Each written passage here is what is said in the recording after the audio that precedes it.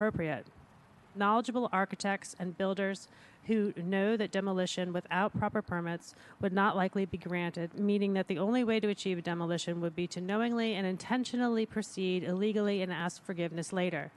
The unclean hands doctrine, quote, denies recovery because courts do not want to aid plaintiffs whose causes of action are based on their own illegal conduct. This would condone and encourage wrongdoing and allow persons of immoral conscience to profit from their lack of respect for the law, end quote. Citing Lakewood Property Owners Association v. Smith. Also, quote, a person cannot maintain an action if, in order to establish his cause of action, he must rely in whole or in part on any illegal or immoral act or transaction to which he is part, end quote. Citing Gilly v. Comprehensive Addictive Programs. The material suggests that the existing illegal demolition was carried out by unidentified workers. However, it is almost certainly the case that the existing illegal demolition was ordered by knowledgeable and likely licensed parties. Such demolitions are occurring more and more frequently, and such lawlessness should not be rewarded.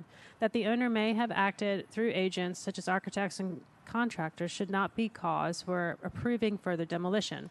If necessary, the owner can recover from his agents for acts in excess or violation of their authority. In order not to encourage more illegal demolitions, I urge you to affirm the HDLC and deny the appeal. Thank you.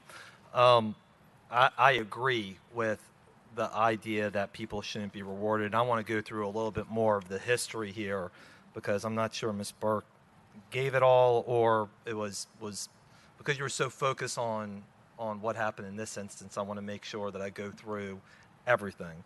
This is actually the second time that this has come for demolition, and with Councilmember Moreno not being here, I was on the council last time when I denied the demolition of this house, which is in fine condition at the point of sale.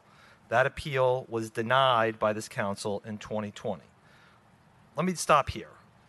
To say that I am beyond frustrated that our order was ignored, much like our other orders continue to be ignored, cannot really be perfectly articulated.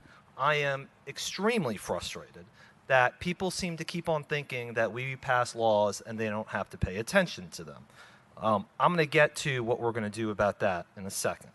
The owners asked to move the structure to a different parish, and then it was withdrawn by the applicant. Then the new owner applied for and received a permit to demolish the non-historic elements of the home. That went beyond the scope of the permit, and all work was ordered stop earlier this year. Presumably because of the stop work order being in place, code enforcement did nothing about it. Ms. Burke, can you go back to the photo that shows the current condition of the house? So once again, the property went back to HDLC in May, as Ms. Burke